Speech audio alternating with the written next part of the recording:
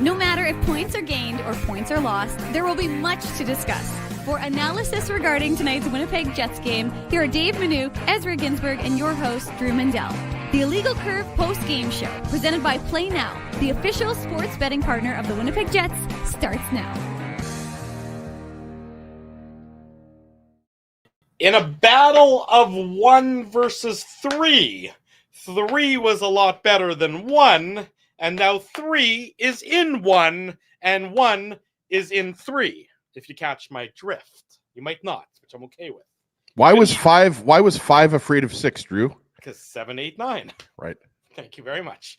Good evening, good afternoon. Welcome, everybody, to the Illegal Curve post-game show, along with Dave Manouk, along with Ezra Ginsburg. I'm your host, Drew Mandel. It's almost like we just did this 5 hours ago, but we're back at it yet again. We welcome everyone after the Winnipeg Jets with a very tidy home ice victory over the Pittsburgh Penguins by a 5-2 margin. And as the standings on NHL.com just updated, the Jets are now the first place team in the entire NHL. Yet again, after last year where they held that lofty title, the Jets have now moved back into first place in the entirety of the NHL with this afternoon's victory over a Pittsburgh Penguins team that certainly did not look like an 8-2-2 hockey team coming into today's game. A poor performance by the Penguins, a quality performance by the Jets, and as a result, it's a 5-2 victory for the hometown team, ending a home-heavy month of October, heading out on the road for the next 6 games over the next couple of weeks. But I'd say, as the calendar has hit the month of November, with this sort of being that what I'm going to call the final game of that first chunk of games of the season, the Winnipeg Jets will be very pleased to have a .750 win percentage in the first 12 games of this year. Gentlemen, Absolutely. good to see you again both. Yeah, what's up, boys? It's only been 4 or 5 hours? 5.5. 5 hours. There we go. Had a good morning show this morning, and I just thought at times, guys, the Penguins, it looked like they weren't able to skate with the Jets, and I realized that the Pens mounted a little bit of a comeback there in the third period. But just at times, they were overwhelmed. And obviously, guys, the start is huge, right? Like, not only do you get the Velarde goal 15 seconds in, but Brad Lambert follows that up a few minutes later, right? And gets his first NHL goal, right? So good for him. We spent quite a bit of time talking about Brad Lambert. And obviously, I was wrong having concerns about him on that third line because, he was really good tonight. He made that between the legs pass to Koepke there in the third period. Didn't result in a goal, but I thought he was really solid tonight. So good on Brad Lambert for getting his first NHL goal. But I just thought they rode that early period lead and just continued to play really well and just made it look easy at times, guys. Like, this was like, yeah. Again, there's some things in the third period you'd like to clean up. You don't like the fact that, the Pens almost made it a 1-goal game there. But I thought, Dave, for the most part, that the Jets were excellent tonight, led by the Scheifele line. I really liked, again, Taves, Iafallo, and Nemesnikov. Didn't have to rely on penalties. And Eric Comrie, let's give Eric Comrie a lot of credit for here. He's 3-0. He's undefeated on the season. Didn't have to be excellent today, but he was very solid. Yeah, I would agree with everything you just said there, Ezzy. The Jets were... and we'll get Dave in now that he's off mute there. The Jets just were business-like is how I would describe their effort tonight. It was very similar to a game that we would see them play last year, where those, despite the fact that they have 9 victories on the season now, those have sort of been fewer and further between so far this year. This was just the Winnipeg Jets sort of going about their business, getting that early lead. They didn't coast, because coast would indicate that they, were casual in their play. I just thought they were effective in the rest of their game after getting the lead in tonight's contest and then extending that lead throughout the game. And some score effects in that third period maybe, make it look like it might be a little bit closer than it actually is. But I thought that the Winnipeg Jets were full marks for their victory this afternoon, Dave. And we'll hear from Jets head coach Scott Arniel coming up shortly from the Matt Frost Media Center. Hear what he has to say post-game regarding the Winnipeg Jets. I bet you Brad Lambert will be a heavy topic of conversation, and his play with Cole Koepke and Parker Ford this afternoon, Dave. Yeah, no, I think you're right. And I agree with this comment from Journey for Beginners. Vlad on that line was a stroke of genius. By yours truly, I didn't know he was the one who advised Scott Arniel, but Dave Guerrero Jr. is now playing on the Taves line. Is that what's happening? But the move of Vladdy, the baddie, as they call him, to the wing, I mean, if anyone, I mean, ironically, maybe Kyle Connor got sick of me constantly referencing how Vlad Nemesnikov, as he was tied with him for second on the team, of course, trailing Mark Scheifele with goals. Now Kyle Connor added 2 more today, so he's no longer tied. He's got a lead with on Nemesnikov. But when Vlad Nemesnikov scored, I mean, he tied Kyle Connor for the second on the team in goals. So I mean, that's impressive. I mean, the guy had 11 goals last year. His career high is 22, and right now he's got 6 in 12 games.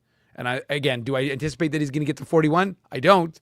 But if Vlad Nemesnikov is getting anywhere from 18 to 22 goals, that is a massive jump from even just the 11 he produced last year. So that's good. I think the start, obviously, as he said, to have a really good start has been critical for this team.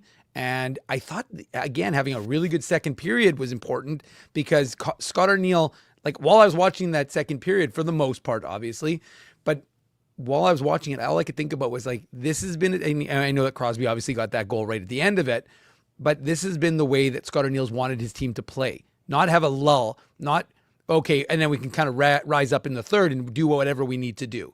But we're sounding a bit like a broken record, but 9-3-0 without Lowry, without Perfetti, without Samberg. Right. And Ezzy is 100% right, by the way. We absolutely have to credit the play of Eric Comrie because Eric Comrie, 3-0, really good, obviously, and giving you quality minutes and giving the Jets all the confidence in the world to say, listen, like we can rest Connor Hellebuck. And I think this is going to do a world of good when it matters for Connor Hellebuck in April and in May and potentially in June. So I think it's all kind of coming together, that this is all working in the Jets' favor. And again, like I said, to be 9-3-0, obviously I know we're into today's November 1st, but for the Jets to be where they are and heading out on that road trip. Pinch a punch for the first of the month, by the way, Dave. What's that? Pinch and a punch for the first of the month. Thank you. Is that a thing? Apparently we it's a do thing. that. My kids did it. My kids did it to me today. You pinch someone's arm and then give them a little tap. No, I understand how it works. I just didn't know that was a thing that people do. It might not be in the Mindell family. In the Ginsburg family, it's a thing. Okay, fair enough. Hey, every family. But hey, you can start incorporating it into your monthly activities, Drew.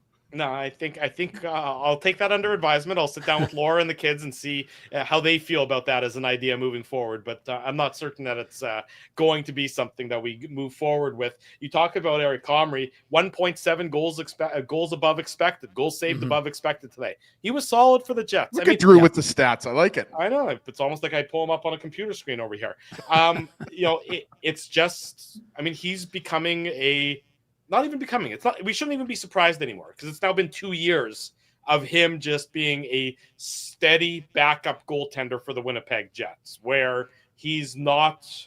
He just comes in and stabilizes things. The players can play like they normally do for the most part. There's not a big difference in the game between when he's there and when Connor Hellebuck is there. He's just a very steady force. We talked about it today. Even our buddy Murat wrote about it, about the potential. The free agents at the end of the season for the Winnipeg Jets. And he talked about Lowry and Taves, and he mentioned Eric Comrie as, look, there's no reason why he shouldn't still be a member of the Jets for the next couple of years after this season. Based on how he's been playing over the last year plus, he's just been very steady for the Winnipeg Jets. Was so again. The entire team, very steady, just up and down the lineup. It was a day at the office for the Winnipeg Jets. They didn't get caught up in anything exciting. They didn't start to play a different game than their own. I think, again, they know that Pittsburgh had been playing well. I think they were happy to remind both Pittsburgh today and Chicago on Thursday, yeah, you guys have been playing good. Yeah, you guys are some upstart teams. Slow your roll a little bit. We're still the Winnipeg Jets. We have the mantle of President's Trophy winners. Yeah, and just sticking with Eric Comrie, he deserves to be praised as a key component of this Winnipeg Jets team, right? Like he's not just a backup that gives Connor Hellebuck a rest every 4 or 5 games, right, Dave? Like he's a really good goaltender, and he's home. Let's be honest, this is his home. Yeah, he played in Buffalo for a little bit, and he was on waivers, remember 4 or 5 years ago and everything like that. But this is home for Eric Comrie, right? Like I realized I'm not talking in the literal sense. I'm talking about where he plays professional hockey. Like Winnipeg has always been the best fit for Comrie. Also, obviously, the team that drafted him, we were then there. Was that 2013? I think when he was drafted, Dave, if I'm not mistaken, the same year as Josh Morrissey, right? So he's had a great run in Winnipeg, and we talked about it on the Saturday show, Drew. Yeah, I agree. I think you extend Comrie for at least a year, if not a couple more years, because he's such a good fit with Connor Hellebuck. You have Connor Hellebuck locked up for so many years. And so you don't need a goaltender to give you 40 to 50 starts a season. You need a goaltender to give you 20 to 25, as we've talked about so many times. Maybe he plays a little bit more this year because of the Olympics, right? But yeah, Comrie was solid. One of the saves that stood out to me, it wasn't. I don't know if you would call it like necessarily a great scoring chance or high danger chance, but there was a chance in the second period where Parker Witherspoon took a point shot, came off the blue line. Eric Comrie just kind of came out to meet him and just made us a little bit of a tricky save look very routine. And I just thought that was the type of day that he had today. He was just very solid, and gave his team a chance to win, only allowed a couple goals.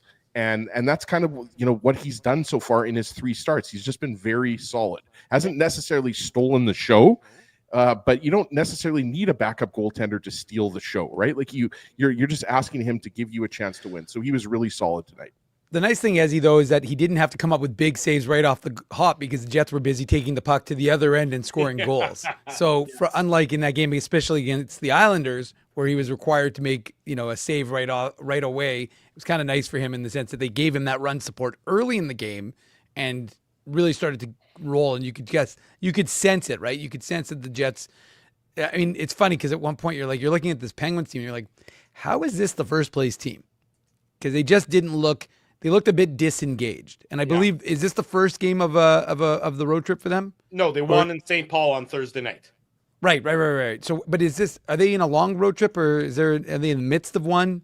I don't remember exactly what their schedule looks like, but yeah, I don't know. It was a weird kind of.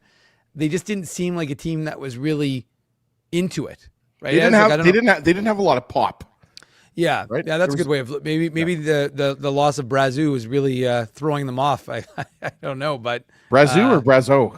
Brazeau. They didn't know the name at this point, but the point was that it's just and again sometimes we credit the opposition. This time you have to credit the Jets.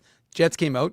They took control of the game in the first. They took control of the game in the second. Mm-hmm. Not saying Pittsburgh didn't have flashes, but Malkin, they kind of minimized the impact of Malkin and Crosby. I'm not saying they didn't have they had their chances, but I thought the Jets did a good job of kind of reducing those opportunities. Well, I think it speaks to the Jets and their defensive commitment, something that we know has certainly been the backbone of this team. That is maybe they had gotten away from at various points in the course of the month of October, but that has certainly been rounding back into form over the last few games. I can see the media is entering into the Matt Frost Media Center, so Scott Arneal will soon be joining us here on the Illegal Curve post-game show. But I think just the defensive structure of the Winnipeg Jets was on point in today's game, and that made life difficult for the Pittsburgh Penguins. And, we've seen players, and not that players decide it's too difficult, but we saw Scott Arneal reference that at the second period.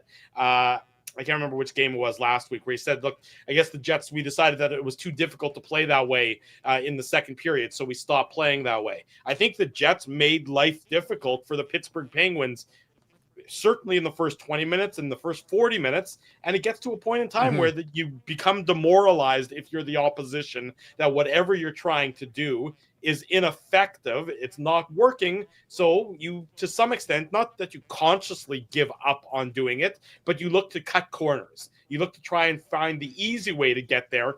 And guess what? If it was easy, it would be the way. That's why nobody ever takes the easy way. And the Jets just did a very good job of demoralizing the Penguins. I mean, let's be honest. The Penguins, Erik Karlsson, Chris Letang, did they play? Did they play in today's game? I mean, they didn't really have any sort of impact on the positive side of things. I know Letang got exposed on one of the Jets' goals.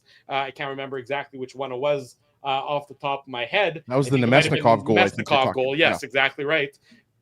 That's what happens. The Jets just become suffocating to play against. So a lot of teams just say, we're going to live to fight another day. We're not going to do it tonight. I think the Jets did a really good job of slowing the Penguins down. The Penguins did not look fast. And like Crosby and Malkin, they were having chances. Brian Rust, I thought, was noticeable. I mean, Rust is a multiple 20-goal scorer. I think he's kind of the forgotten guy. He's been a really solid contributor for this Pens team for a long time. He's got, I forget if he has 1 cup or 2 cups. I think he only has 1 cup with the Penguins. But regardless, he was noticeable to me. But for the most part, it wasn't a ton of sustained pressure for the Pens. There wasn't a lot of second chances. I thought Comrie's rebound control was really good today, right? So, yeah, for the most part, like the Jets, they, like we said before, they got out to the early 2-0 lead, and then they just rode it and continued to add to it, right? Nemesnikov adds to it. Connor gets the penalty shot goal. They're up 4-0. The game's over at 4-0. Nobody thought the Pens were coming back down, even though they obviously made it a 2-goal game. I don't think anybody thought the Penguins were going to come all the way back. So, yeah, overall, like, look, this is two good efforts in a row, guys. Yeah. And, yeah, you can say, okay, these aren't great teams, but the Pens are still, for the moment, at least a top 3 team in the NHL right now. So you weren't going to take either of these teams lightly because they're playing good hockey. So I thought the Jets game was very predictable, and that's a good thing at this point in the season as they get some of their players back. Scott, you guys have a veteran team, so you don't get a ton of first goal milestones. But to have a guy like Brad Lambert get his today, what does that do for the bench and just kind of the group as a whole? Yeah, I mean, everybody's pretty appreciative and excited for him and for to get it out of the way. I know he had some chances. He's played in games before last year, this year, and it's you love to see it. And nice play. You maybe expect more of a flashy down the wing, beat somebody type goal, but because he has that skill set. But that's not great to see that he goes to the net. Parker makes a good play there, and obviously that was big in that getting that second goal. There's being ready to start games, and then there's what your top line goes out and does, which looks like they were determined to go score a goal right off the hop, and they did. Just to see a start like that must really get things rolling. Yeah, I always say these afternoon games, it's whoever wakes up first usually gets the advantage, and our top line, we know what they've been doing for us. That was great. Getting it in the forecheck, starting with a face-off, then getting in on the forecheck and the pressure, and those type of things that obviously got the building excited right away, and everybody's up on their toes now, and then for us to score shortly thereafter to make it 2-0, that puts a team, a visiting team, on their heels, and that's what you want to do. You've seen a lot of things in the game. Have you ever seen a sequence quite like the thrown stick and the penalty shot that ensued? Yeah, I've seen thrown sticks like that before. Right? I mean, not so much the goalie, but obviously when the net's empty and the goalie's on the bench, it's an automatic goal. That's what we were just checking on to make sure on. And, I think that it was interesting because I don't think one ref was going to call it. I think he was calling a penalty, a trip or something, and the other one saw the stick go. So it's nice that certainly KC capitalized on it. When you guys are on the bench in that moment, what do you think the level of confidence is throughout everyone that he's going to bury that? The more and more I watch him, very, very high. I love it. I was also going to ask, when it comes to the goaltending, performance like this from Comrie, does that really help you guys with that month-to-month plan when it comes to planning that out for Hellebuck and his starts? Yeah, it really does. All 3 of his games now, he's been really, really good, giving us a chance, and he's a guy. Even last year, we went stretches where we couldn't score goals for him, and he was playing great.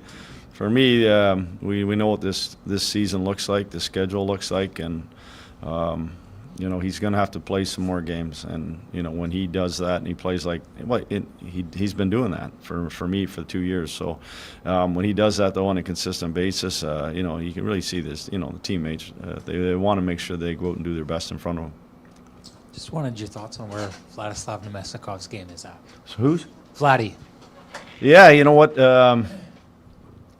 Just the fact that in the last couple of games threw him on the left wing which is kind of the plan coming down the road here with Lau probably coming in. He's a guy that, he's a Swiss Army knife. Like I talk about Iafallo, you talk about guys that you can put them in different spots, power play, penalty kill, then obviously different roles, different lines. He's a good veteran guy, and I think him and JT and Al, all three of them are veteran guys, and I like the way they kind of work together, and I think that line has been really, really good for us. I think that's 3 games now that they've gone out and had great zone tying, scored some goals. Obviously, Vladdy, he's done that for us. He scored big goals. That one the other night, the first goal and the power play on the entry. Certainly got us off and running in that game. And then certainly, tonight he's, go to the net. He does a lot of the hard stuff, and you appreciate that as a coach. We talk about veteran teams. A lot of times it looks like you're building people who've met their ceiling and then they stay at that ceiling, and yet Scheif's taken his game seemingly to a place he hasn't before, and we're seeing it over and over again throughout the lineup. How are you seemingly getting more out of players that a lot of people would have thought hit their cap? I think that has a lot to do with sort of the guys they play with, the team that they're on. We would like to feel that we're a real good hockey team, and when you do things as a group, if it's the 5 guys on the ice or the 20 guys that are out dressed for that night, if you're doing the right things, you're going to get rewarded for it. If you want to break it down even farther, we talk about, how hard we work to get pucks back in all 3 zones, and that just creates, that creates offense for guys, and they get rewarded for it. And so a guy like Vladdy, like you mentioned, even guys having even stronger starts to the year, or even, maybe like last year, a lot of guys had good years. It's just them being consistent with their play and doing all the right things and have the puck on their stick a lot more. And that's, for me, that's the biggest thing, is that they have the puck a lot, and now they can just use their skill set. Would you categorize that as one of your better transition games, Yeah. both offense and D? Yeah. We were, that's what I liked about it. We looked fast. That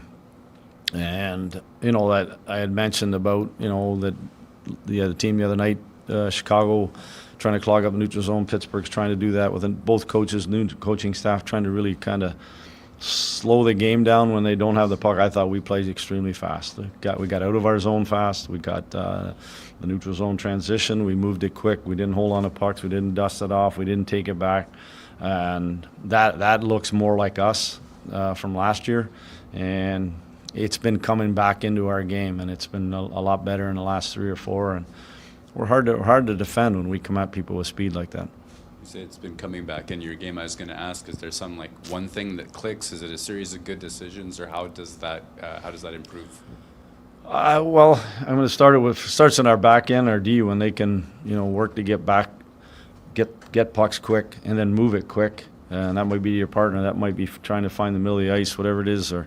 But then it's sort of the sequence that happens. It's the puck support. It's if we head north, we call it blow. When we blow out the zone, when we push people back, it takes the opposition's forecheck away. And really, it's about playing quick and getting through the neutral zone as fast as possible. That's from top of the circles to top of circles. If you can do that quickly, if you can get from one to the other, that really puts teams on their heels. And I thought recently we've been doing that way better than we had earlier on in the year. Sorry, on Luke. I think I pulled a groin there. Yeah, sorry. He blocked that shot last game. Who? Luke Shen. Is he healthy and just getting him in? Or? No, that's what kind of kept him out today. Thanks. Thank you. There he goes, Winnipeg Jets head coach Scott Arniel. Bonus question from Mikey McIntyre there. Well, it was a good question, though. We find out that Luke Shen's not completely healthy, and that's why Colin Miller stepped into the lineup and did a very solid job, like he usually does for the Winnipeg Jets as their 7th defenseman. He was in for Luke Shen, who's blocked that shot and was a little hobbled as a result.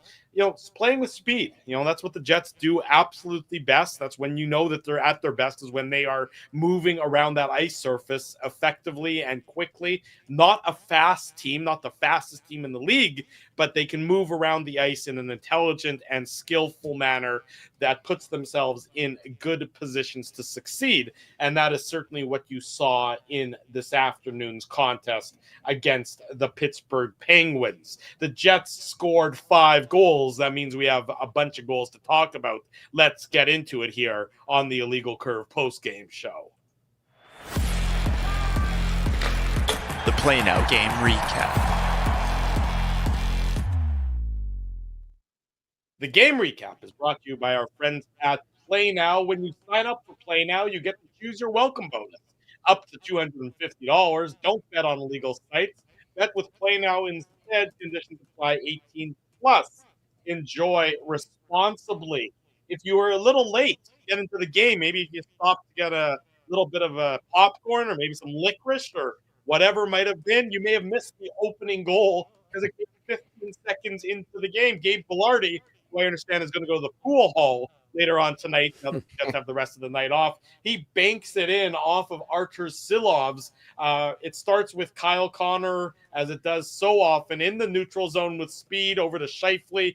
Scheifele back to Morrissey. Morrissey with the point shot. Velarde is uncovered as he scoops up the rebound. He looks like he's going to go around the net. Instead, he banks it in off of Silovs to give the Winnipeg Jets a 1-0 lead. 15 seconds into the contest, you blink and you're down 1-0. Not a good spot for the Penguins to be, but a good spot for the Jets to be in, Ezzy. Yeah, and obviously, the bank shot by Gabe Velarde is what everyone's going to remember about this goal. But it's the speed that they come out in with, and the fact that they start off aggressively, and that's what I love about this opening goal. 15 seconds into the game, Connor gives it to Scheifele. Scheifele comes in. All the Pens are on their heels, and then obviously, Morrissey puts a nice little point shot that gets a big rebound from Artur Silovs. But just a smart play by Gabe Velarde.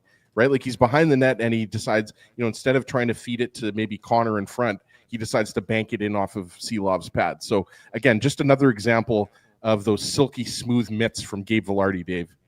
I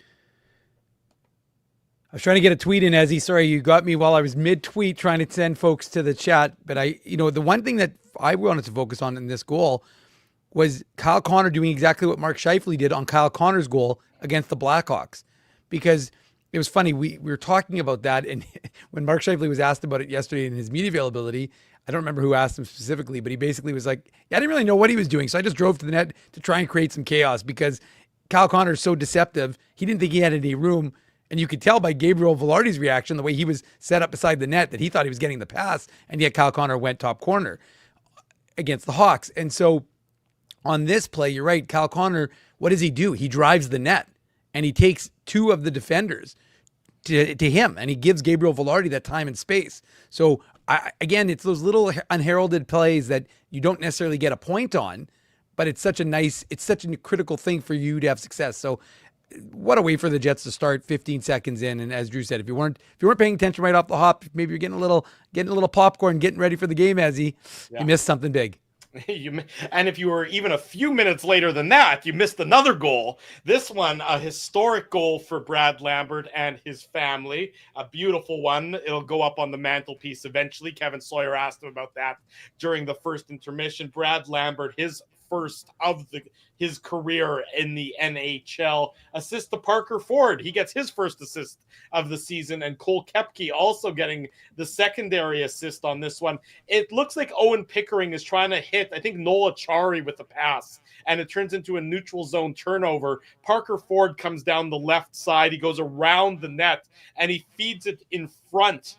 And Brad Lambert is at the far goal post, and he is able to tuck it past Artur Silovs to give the Winnipeg Jets the 2-0 lead. We talked about Lambert on this morning's show. We said, and Dave, marks to you for this one, referencing how he has familiarity with Parker Ford from their time together with the Manitoba Moose. And you saw that familiarity pay off Great for Brad Lambert, as you know that he's been waiting for that first goal, as he's had a couple of different opportunities, a couple different stints at the NHL level now. He is an NHL goal scorer. The Jets have a 2-0 lead as a result of that goal. Go ahead, Dave. You can take credit for it. You talked about it on the morning show. We know you're gonna. We both know. Everybody watching this show knows that when this is over, you're gonna go to the Saturday morning show. You're gonna clip your. It's already clipped. It's already clipped. There you go. He's already. I'm just kidding. I'm just kidding, Drew. I don't need to. Why do I need to pat myself on the back? You're gonna still clip it. Oh yeah, 100%. Hey, when the monkey hits the right key on the typewriter, the monkey celebrates and makes everybody aware of it. My prediction about Adam Lowry signing his contract soon, that one I think is going to come true as well. So how many times do we say this? Manuk keeps his receipts. He never loses a receipt. It is true. I've never lost a receipt. I'm like Costanza with his wallet. Let me tell you, I got all those receipts, Ezzy. Good point by you. But no, I mean, it's first of all, a lot of credit to Parker Ford, because Parker Ford uses his size, and by size, I don't mean like obviously in height, but he uses just kind of his body positioning to maintain the puck and maintain control, drives the net the way he does, goes around, and credit Brad Lambert, because he goes into the area right by the net, and he sets himself up for that opportunity, gets a pretty good deflection off the puck. And again, I think there's an element of those guys playing together. And you know, Daniel Fink, the Moose play-by-play voice, of course, put it out. I said it was like 29 games, but I think it was like 39 games that they played together. So I knew it was a lot. I didn't know it was that many, but the fact of the matter is that you can see that they have chemistry. And so, sure, I mean, it's what a moment for Brad Lambert, what a moment for the team, and what a moment for all the fans in the building getting a chance to celebrate that milestone. Yeah, I just wanted to add quickly to that, Dave, like Lambert obviously getting his first goal. That's the big thing here. But yeah, it's all about the net drive for me, Parker Ford. And I love how he takes the puck to his backhand. He's a right shot, and it was Harrison Brunicky, who's a hopefully I'm pronouncing his last name right. He's a second-round pick, but he's a right shot too. So he goes to his backhand, shields the puck, takes it all the way around, stuffs it on the net. Just like a smart play, right? Like to me, what I love about Parker Ford is he gets the most out of his abilities, right? Like nobody's expecting Parker Ford to score 25 goals for this Jets team. Nobody's expecting him to score highlight reel goals, but he always gives you an honest effort. And he always seems to be around the puck, right? And I think that's one of the things the Jets coaching staff has liked about Parker Ford since he entered the organization is just that, right? Like he gives you that hard work ethic, and he goes to the net, and good things happen when you go to the net, right? So great for Brad Lambert to get a goal, because as we've talked about, right, like, you know, he's only in the lineup because Gus Nyquist is currently injured. And when Adam Lowry and Cole Perfetti come back, we know that, you know, most likely Brad Lambert's going to be one of those guys that goes down to the Moose. So again, we talked about that word opportunity that we always talk about, and he made the most of his opportunity by popping in a G today. Yes, he did. 2-0 for the Winnipeg Jets as a result. And unfortunately for Brad, somebody has stolen his clothes from the Jets dressing room, apparently. So that is, you know, he because, you know, they're happy for him. This is according to our buddy Mike McIntyre. Brad Lambert is trying to find the clothes for him to change into after the game. I guess his teammates are happy for him, celebrating for him, playing a little bit of a prank on him. I don't think this is a Bufflin Kane tracksuit situation. I'm pretty sure that the guys are happy for Brad Lambert and are giving the kid some gears as he celebrates his first career NHL goal. Dave, is that article worthy for illegalcurve.com? Like, does that get a standalone article? No, that's a little too. What would be the pedantic? word? It's a little too. No. Pedantic is right in our wheelhouse, Drew. So that would actually be fine. But it's more of a. It's a little too salacious, Ezzy. I'm not. It's a little too. Not really. Nice word. Yeah. Thank you. Okay, there you go. 2-0 for the Winnipeg Jets after 20 minutes. Very good first period for the Winnipeg Jets, and it continues in the second period. Again, very early in that second period. The Jets love scoring early goals. This one coming a minute 17 into the second period. Vlad Nemesnikov getting his 6th of the season. Assist to Jonathan Taves, assist to Alex Iafallo. It's a quick neutral zone turn by the Winnipeg Jets. Taves stops up and then absolutely feeds a beautiful pass through Noel Achari, through Chris Letang onto the tape of Vlad Nemesnikov. unsure as to what Letang is covering here on this play, because it's certainly not Vlad Nemesnikov's stick. Beautiful play by Jonathan Toews. This is the vision. This is the skill on display that he still has. This is one that you can point to and say, oh man, he's still got something in the tank. We knew that at this point because he doesn't look out of place, but the way he transitions this puck from deep in the Jets zone, quickly up the ice, Alex Iafallo getting the secondary assist, but it's Toews down the right side. I thought he was going to snipe it. He was in a good shooting position, but instead he stops up. He sort of lets Achari go past him. Now he's got a little bit of space, and he feathers that pass through to Vlad Nemesnikov at the far goalpost, and Nemesnikov just has to have his stick on the ice, and he redirects it past Archer's Seelovs to give the Winnipeg Jets a commanding 3-0 lead. It turns out to be the game-winning goal a minute 17 into the second period, Ezzy. Yeah, you nailed it there, Drew. Like, it's the transition. The Jets, the Penguins turn the puck over in the Jet zone. It's a quick transition by Johnny Toews, and obviously a really nice pass. And you're right. I mean, he could have decided to shoot this puck. We know that Toews, is a great playmaker as well. But I mean, that's just it's an A+ pass to Nemesnikov, and I just keep. And I'm not sure. I'm sure I'm not the only one here, but I just keep watching Toews, and he just seems to get better every game, right? Like and it's not just the points.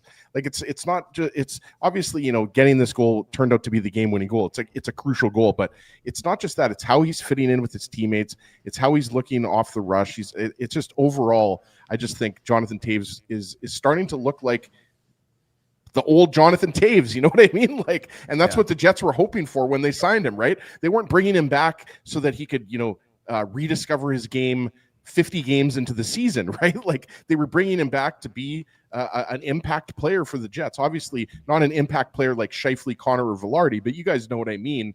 And this is just an incredible veteran play. And yeah, Vladdy Nemesnikov deserves a ton of credit for the start he's had. Obviously, Dave, what did you say? He's on pace for, I think, 41 goals. Nobody's expecting that. But no. I mean, when we talk about, the Jets struggling with some of their even strength offense, well, Nemesnikov is one of those guys that you'd put in the category of secondary offense.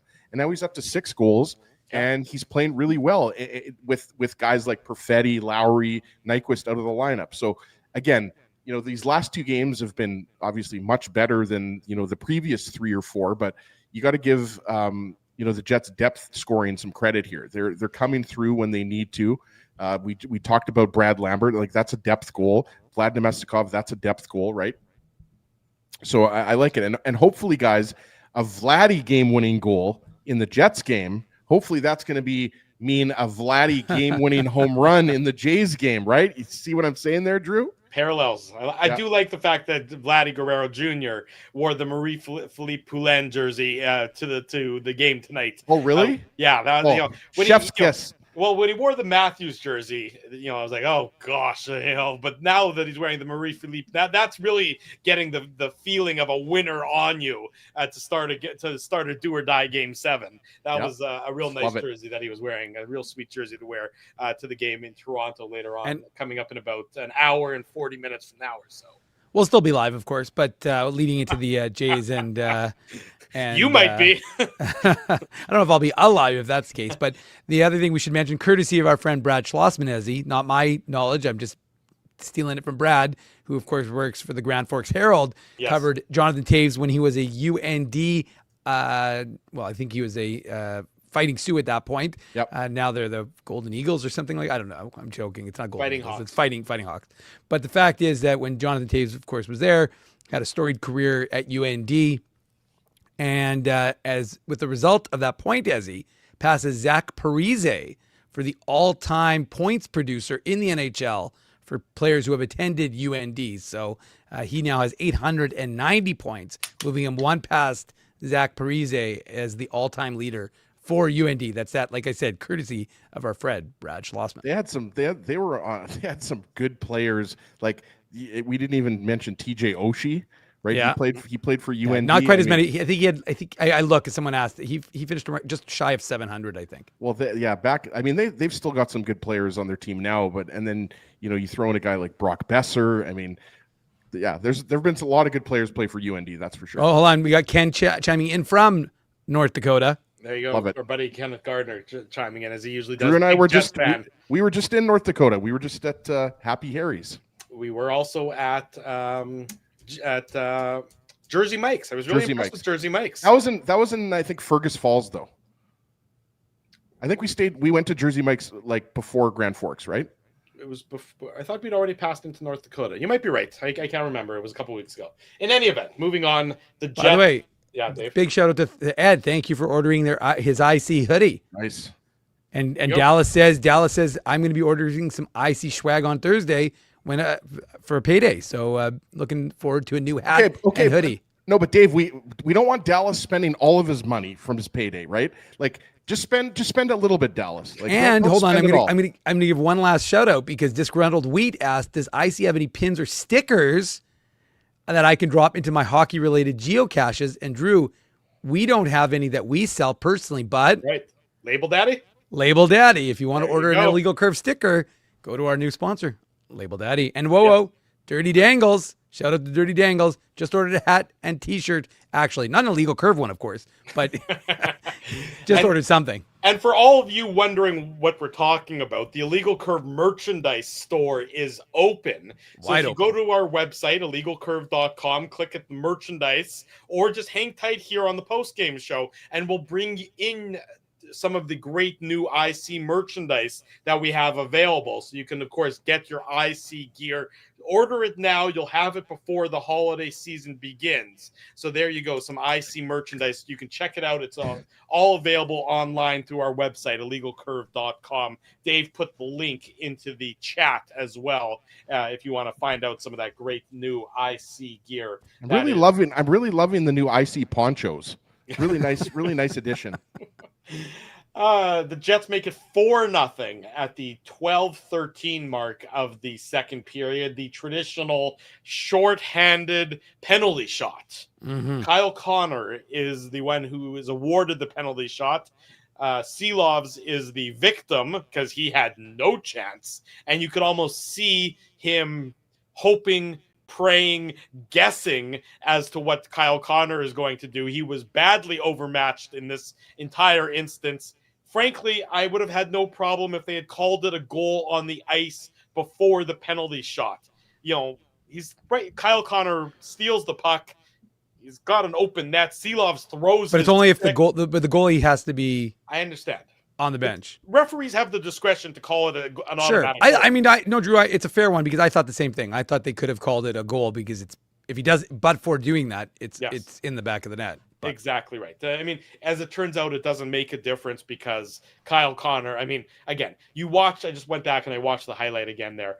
Kyle Connor versus Archer Seelovs is just a mismatch. And Seelovs himself, you could see that he does not have any clue as to what Connor is going to do, and he's just because he has to respect the shot, right? Like Kyle Connor's got he also faked the shot 3 times, has he? Exactly. Right? I mean, Seelovs is at his mercy. I mean, Kyle Connor has him, at his absolute mercy, and he makes no mistake on it. But it was just a exquisite goal scorer against an overmatched goaltender in a one-on-one battle, and Kyle Connor is certainly in one at the moment, a good one, and he gets his 7th of the year, the old short-handed penalty shot to give the Jets the 4-0 lead, Ezzy.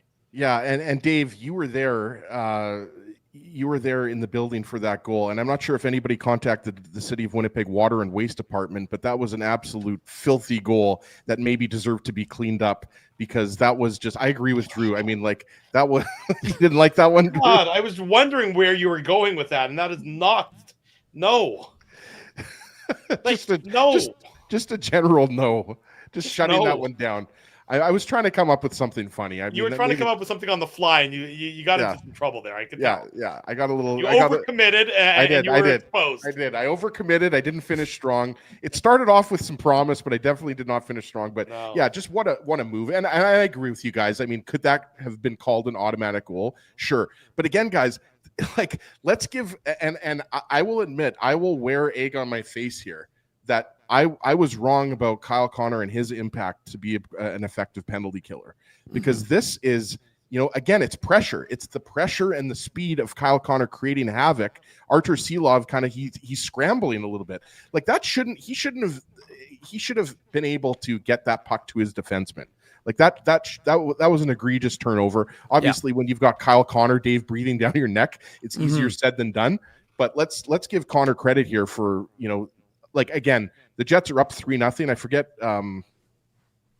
Was that when Pionk was in the box for holding, or that was when DeMello was in the box? Pionk was in the box for when Crosby scored his goal. Right. So, I mean, like, again, it's a critical juncture of the game, right? Like, you're still up by 3 goals. Essentially, the game is over at that point, but you might as well get an insurance marker. So, good on Connor. Well, I'll tell you what, if that shorthanded goal for the Jets ends up being a power play goal for the Penguins, it's a 3-1 game and you're at the halfway mark of the game. Right, exactly. So it's a different vibe in the entire game. Exactly. And Connor made sure that the vibes inside Canada Life Center stayed immaculate, despite the fact that the Bombers weren't able to pull out the win today in Montreal. He made sure that that 4-0 goal put it away. And I also just wanted to give Drew a hard time for his tweet that he tweeted out in the first quarter. Well, I'll tell you what, you only play 1 quarter of a game. You don't deserve to win a playoff game. I mean, the Bombers, they played with arrogance is what I would say. They came back and it was an impressive comeback, but you can't, I mean, if you play 1 quarter of the game, you're unlikely to win. In related news, if anybody would like to buy my Grey Cup tickets, please please contact me accordingly. All reasonable offers will be considered. 4-0. Drew, have a T-shirt. Would you accept this T-shirt? Yes. Is it from John? Is it John Voight's T-shirt? John Voight once wore it. Okay, there you go. Sold. 4-0 for the Jets. The Penguins make it 4-1 before the second period is out. Sidney Crosby gets his 9th of the year, assist to Erik Karlsson and Evgeny Malkin. It comes on a power play. It's certainly not going to go down in the highlight reel of one of Sidney's most illustrious goals, but he's in the right spot at the right time, and he bounces off of his backside past Eric Comrie to break the shutout, make it 4-1 at the end of 40 minutes, Dave. Well, I'm surprised, Drew, we forgot to mention the Evgeny Malkin slash on Logan Stanley. I mean, that was quite a slash at the end of the first period. We know that Logan Stanley. We've seen Malkin do that many times over. No, I know. Do you remember him and Blake Wheeler got into it years ago? Yeah. Like Malkin's always played on the edge. Yeah. Well, that was a little over the edge on that one because he was Russian bear on that one. He was not happy. Well, and they had the ice. They had the ice on Stanley's hand too after that, right? Yeah, no, and Logan Stanley, look, he mixed it up. It was the funniest part was that Kevin Sawyer on the broadcast was like, "Oh, he hit 87. Look, it doesn't matter if the guy's 87." I'm like, I'm pretty sure he didn't know it was Crosby when he turned around and decked him because I'm not so sure he would have. But and then the best was if you saw Eric Comrie like showing concern for Sidney Crosby. It shows the respect that Crosby gets in the league. That he's like, "Are you okay?" I'm sure he was saying, "Are you okay, Mr. Crosby? Do you need help up?" But Sidney, of course, jumped to his feet, got up, no problem. And yeah, I mean, Logan caught him a second time though as well. That's what I'm talking about. The one where, which one was that? I'm talking about the one that led to the Kyle Connor empty netter. Logan Stanley gets Crosby on a reverse hit. That dislodges the puck. Yeah. And that actually was going to be our Wheatland Hockey heads-up hockey play of the game by Logan Stanley. So hang on if I can get that image up on the screen real quick here. Simply because you don't, first of all, you don't often see that happen to Sidney Crosby. So I would say that's for sure. Yeah, let me just see if I can get it up here real quick. Sorry. There we go. There's the logo. And that small play by Logan Stanley, and I mean, the game's out of hand. It's not like the Jets are going to lose the game without this, but by making that defensive play and using his body wisely on that play behind the Jets goal, it ultimately leads to the Kyle Connor empty netter. We're skipping ahead, of course. We'll go back to the Penguins goal in a minute or two, but I thought that was again, Logan Stanley, we talked about him a bit this morning on the show, just playing a little bit more comfortable, playing a little bit more confident, staying within himself, not trying to do too much. I've been impressed. That's all I'm saying about Logan Stanley. I know he still has his warts, but if a guy is deserving of some flowers, we'll give him those flowers here on the show, just as we'll give him bouquets of booze if we need to as well. I was going to say, what kind of flowers are we going to give Logan? Like, are we going to go posies? Okay, posies. Really? I was thinking maybe tulips. No, tulips are nice too, but posies is what I was going to give him. Okay. That's because Ezzy likes to tiptoe through the tulips. Well, as he tiptoes through something, I'll tell you what, I'm not sure what those things are. Big thanks to our friends at Wheatland Hockey, building skills, character, and excellence on and off the ice. You can check them out online, wheatlandhockey.ca. Go ahead, Dave. Anyways, no, so it's just an like DeMello and Morrissey are kind of overwhelmed. There's a lot of Penguins in the house, and yeah, I mean Crosby's just such a good player that even though it's not necessarily perfectly timed, he's got his body positioned to be where it needs to be, and it hits him and goes into the net. But whether it's off your stick or off your body, it doesn't make a difference if it ends up in the back of the net, right? As it ends up being a goal, and it was the only thing that really marred an excellent second period by the Winnipeg Jets. And like I said, it's a power play goal, so you're less concerned by it. I mean, obviously I know the Jets are very conscientious about being effective on their PK, but I just mean more to the idea that you'd played a really good game, a really good 40 minutes, and your coach was probably extremely happy because, like I said earlier in our preamble, the biggest complaint from the coaching staff, in addition to consistency, was this idea that they were having these huge lulls in the middle frame, right, Ezzy? And this was another example, irrespective of that goal, of this team that had played a pretty good second period. Yeah, I would agree with that. The Penguins do cut it to 4-2 about halfway through the third period. Blake Lizotte assists to Noel Achari and Connor Dewar on this one. It's a real nice play by Blake Lizotte. Veteran guy, bounced around a little bit, but he makes a real nice net drive here. He sort of gets a step inside on Mark Scheifele. He goes hard towards Eric Comrie. I thought the Jets may have considered to see if there was some goalie interference on this one, but I thought it was just actually probably a strong net drive by a player in Blake Lizotte who is really doesn't take any shifts off. He's, again, a lunch pail kind of guy, blue collar kind of player, not flashy, no flash anything to that game, just sort of lowered his shoulder, lowered his head, and drove hard to the Jets net and gets rewarded on this one, his second of the year, to cut it to 4-2 with about 9.5 minutes to go. Yeah, and guys, let's not forget, it was Blake Lizotte who injured Gabe Vilardi last year, right? When when there was that collision and he what was it, a sprained MCL, Dave? It was Blake Lizotte who was Vilardi's former teammate. That's who he collided with. He was not happy, if you remember. That was, wasn't that 2 years ago now? Yeah, it was 2 years. Yeah, because Vilardi was healthy up until towards the end of last year. Sorry, you're right. Early 2 years ago. You're right, Dave. You're right, Drew. It was 2 years ago that the Lizotte Vilardi injury happened. But yeah, I just wanted to get that in there. But Lizotte is a guy who scored some goals for the Kings on the Jets over the years. And again, this is kind of a similar, not exactly, but kind of similar to like Parker Ford driving to the net, right? Actually, kind of a similar player to Parker Ford in a sense, right? Like a smaller guy, kind of like an energy spark plug type of player, right? Mm-hmm. But yeah, like again, give the Pens credit here. They're down 4-1 and they're still battling, right? And so they're respectful. And if there's been a theme or one thing that stood out to me about these last two games, look, there's a good chance Chicago and Pittsburgh are not making the playoffs, despite the having a good start. These are just not great teams. But the one thing that stood out to me is these two teams are at least still fighting in games, and they're not necessarily pushovers. The Penguins were awful last year. The Hawks were awful last year, but they've made the Jets have to earn it. Let's be honest. Even despite the fact that this game was over after Connor made it 4-0, everybody knew that this game was the Jets to have. But give the Pens credit again for continuing to fight, continuing to claw back. Obviously, they ultimately come up short.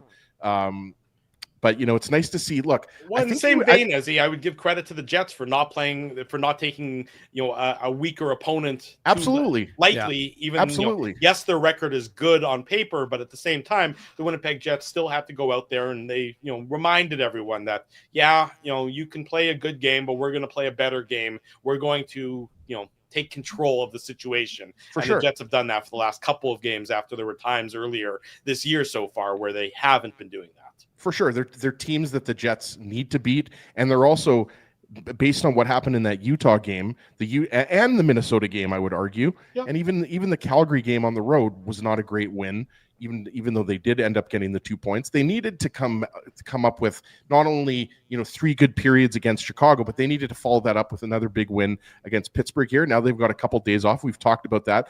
the California road trip. It's going to be a 5-game road trip or a 6-game road trip? But there's no back to backs, right? No, so not. I mean, the Jets they've been set up nicely here. I'm not saying that they're necessarily going to win all the games on the road trip, but I mean they've put themselves in a nice position, as we talked about. For the time being, they're first overall in the NHL, 9-3, and when you consider all the injuries they've had.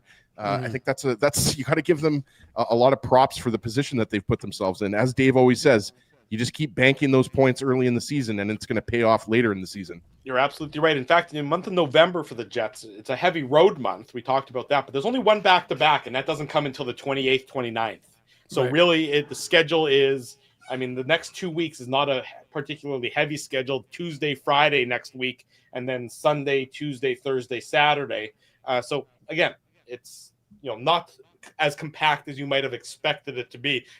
With love, I say this to both of you, but we don't have to see each other again till Tuesday night, late Tuesday night, almost Wednesday morning to some extent. So that might be a nice little trade for all. I want to see you guys every night. Drew, the Moose play tomorrow. The Moose play Monday. I mean, we could see each other every day. We could do Moose post game shows. Anyone want to do that?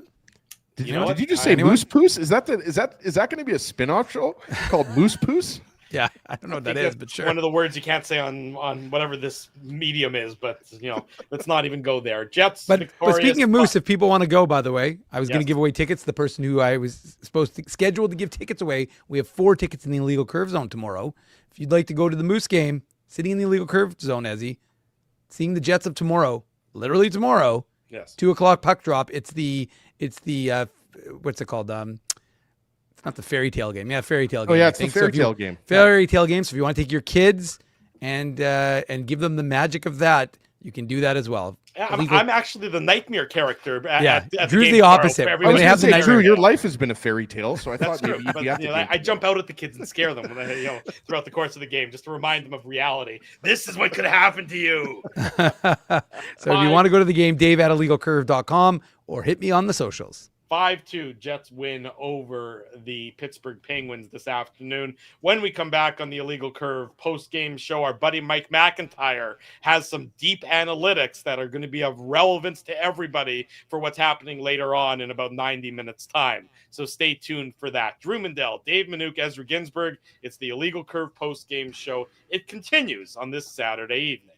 I want to thank you for not betting with Play Now and choosing our illegal gambling sites instead. Because we couldn't afford things like this without your money. So much of your money. Now you might have questions like, do our profits benefit your community? No. Or bet with Play Now, Manitoba's local legal and secure gambling site. Dining, entertainment, parking, and convenience, all in one spot. City Place is located in the heart of downtown Winnipeg, attached to the Canada Life Center. Whether you're working, living, or out for a night in the downtown, make City Place your go-to destination before or after the fun finds you. Lunchtime, game time, anytime. Visit City Place at 333 St. Mary Avenue, next to Canada Life Center. Boys, I've made an important life decision, and I need your support. Oh, boy. I've decided to get a grill. You mean a barbecue grill for cooking? Like, that's not an important life decision, Ezzy. No. A grill for my teeth. A grill for your teeth? Do I even want to know why you're doing this? It's simple, really. Every time I go to Holt Dental, I get treated so very well by Dr. John and his team that I need to keep finding additional reasons to go back. I rely on Holt Dental for all of my dental needs, and they do it all, from regular cleanings to cosmetic dentistry. Plus, they have free parking at their front door, and you know how much I love my convenient parking. For all your dental needs, Illegal Curve recommends Holt Dental, conveniently located on Taylor Avenue near Grant Park Mall. For more information, visit them online at holtdental.ca. Guys, big news. You know how I'm always misplacing my cool stuff? Well, Big Daddy has a new hobby, labeling. Labeling is your new hobby. You got it. Ever since I discovered Label Daddy's washable labels, I just can't stop labeling. I'm labeling water bottles, hockey sticks, cereal boxes, roast chickens, team jerseys, Everything deserves a label. I can think of a label or two for you. Best part is that Label Daddy is the only label company officially licensed by the NHL. So my labels are personalized and can have the Jets logo on them. Just search NHL on the Label Daddy website. For almost 2 decades, Label Daddy has been helping people to not lose their stuff. It's the most affordable insurance policy around. For customized, washable, peel and stick labels with no ironing or sewing required, visit labeldaddy.com and search NHL for the label pack belonging to your favorite team. For over 40 years, Rumors Restaurant and Comedy Club has been Winnipeg's home for stand-up comedy. Renowned in the comedy world as a must-play venue, Rumors has recently been named Canada's top comedy club and a top 5 comedy club in North America. From birthday parties to date nights to fundraisers, wedding socials, and everything in between, Rumors is your destination for the best live entertainment Winnipeg has to offer.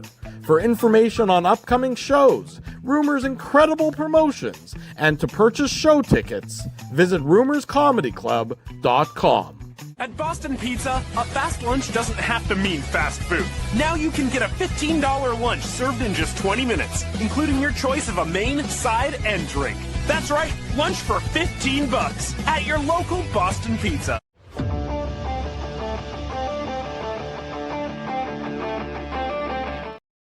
20 minutes before the top of the hour, welcome back to the Illegal Curve post-game show, a double dip of IC on this Saturday. In case you missed the Illegal Curve hockey show this morning, you can go check it out. It's available on the YouTube channel. It's available on the podcast as well.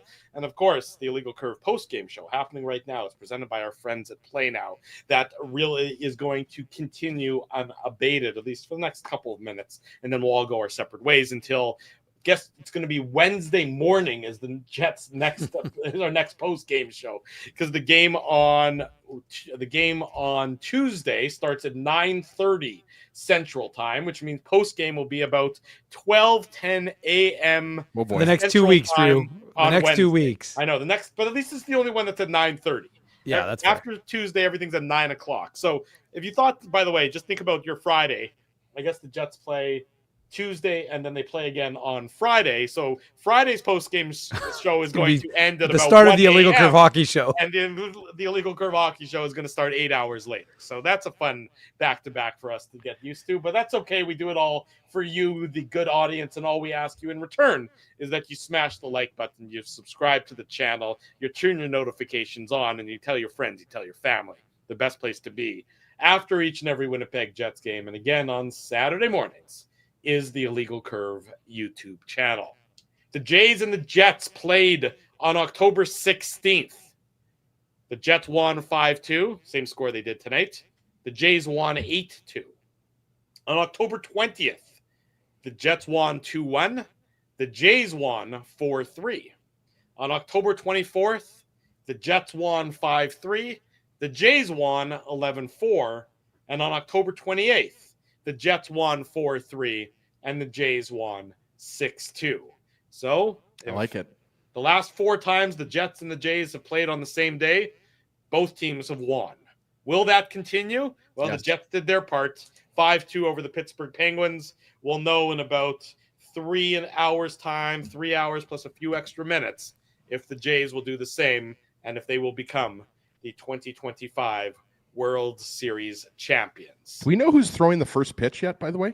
I am. I'm flying there. I'll be there very quickly. Actually, He's taking my PJ. I'm taking Dave's PJ. It was going to be Kenny. It was going to be Weber, who's at Game 7. But when they found out that I was able to make it and I was going to be available, they said, "Kenny, we're good. You hang back." Drew, We got Mindell. Yeah, we got. I loved seeing Devon White throw out the first pitch. I mean, I was thinking because Drew, we were at Brewers Cubs Game 5 a few weeks back, and Paul Molitor, if I'm not mistaken, didn't he throw the first pitch? He did. That is correct. So I was thinking maybe it would be Paul Molitor because he was at the game with Jack Morris. He was. So I'm thinking Molitor might be an option, but also it could be Drizzy. Am I Drizzy in this case? No, Drake. It could be Drake. Oh, Maybe. No, I I'm don't just think it's going to joking. be Drake. I don't I think it's would going to be really Drake. be shocked if it's Drake. It's more likely that it's going to be me than it's going to be Drake. I'll be perfectly honest. In any event, the Jays, that's an hour and 15 minutes from now, so we'll get everyone off. Go do that. Whatever you're doing tonight, folks, do it safely. We want you back here on Wednesday morning, as always. If you haven't already done so, smash the like button, subscribe to the channel, subscribe to the podcast. Plenty more post-game coverage to come on illegalcurve.com. Thanks all for joining us. It's been a fun Saturday. We do it with you. We do it for you. We love to do it. For Dave Manouk, for Ezra Ginsburg, I am your host, Drew Mandel. Big thanks to all of our sponsors, our friends at Rumors Restaurant and Comedy Club, Play Now, Holt Dental, City Place, Wheatland Hockey, Label Daddy, and Boston Pizza.